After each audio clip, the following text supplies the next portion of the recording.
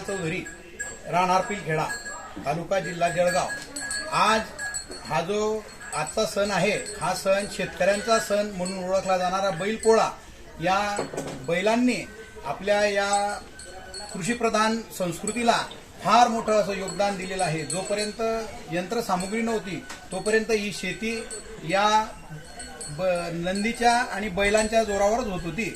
आणि आजपासून आम्ही आमच्या मातीमध्ये कमीत कमी रासायनिक खतांचा व जास्तीत जास्त आपले वाडवडील व पूर्वज जसे नैसर्गिक पद्धतीने शेती करत होते व उत्पन्न घेत होते, तसा उत्पन्न घेण्याचा आम्ही पिलखेडा व परिसरातील शेतकऱ्यांनी निश्चय केलेला आहे। करिता आम्ही कृषी विभागाचा विषमुक्त खा व क्लेशमुक्त राहा या ब्रीद वाक्यातून नैसर्गिक शेतीकडे आम्ही वाटचाल करीत आहोत।